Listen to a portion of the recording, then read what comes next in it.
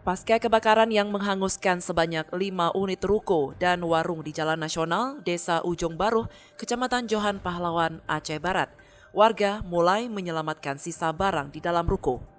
Meski api sudah mulai padam, sejumlah petugas gabungan masih terlihat melakukan penyiraman ruko dan puing bangunan yang terbakar untuk memastikan agar tidak muncul kembali percikan api.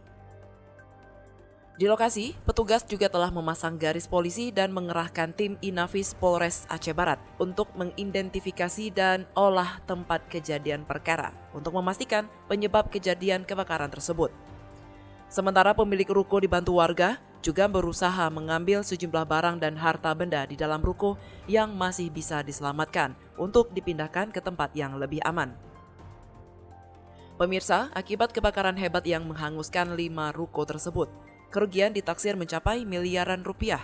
Meski tidak ada korban jiwa, namun seorang pemilik warung kopi mengalami luka bakar ringan saat hendak keluar dari kepungan api. Telah terjadi musibah kebakaran, adapun upaya dari kita ketika mengetahui kejadian kebakaran, kita langsung berkoordinasi dengan Dinas Pemadam Kebakaran, kemudian personil dari Polres Aceh Barat, dari Satsabara dan Polsek Johan Pahlawan ikut membantu memadamkan.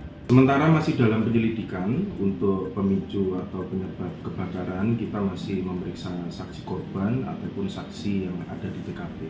Jadi kami himbau kepada masyarakat untuk peralatan bekerja ataupun peralatan rumah tangga yang menimbulkan panas atau mengeluarkan api atau teraliri listrik agar selalu dijaga penggunaannya, selalu diawasi penggunaannya. Ketika tidak digunakan, harap dimatikan. Istilahnya kita mencegah untuk terjadinya kebakaran di tempat kita bekerja ataupun di rumah kita tinggal dari peralatan-peralatan tersebut. Sementara itu, Polres Aceh Barat menghimbau warga agar selalu waspada dan sigap dalam mengantisipasi serta mencegah terjadinya kebakaran, baik di dalam rumah maupun di tempat kerja. Dari Aceh Barat, Orian Saputra melaporkan untuk Puja TV Aceh.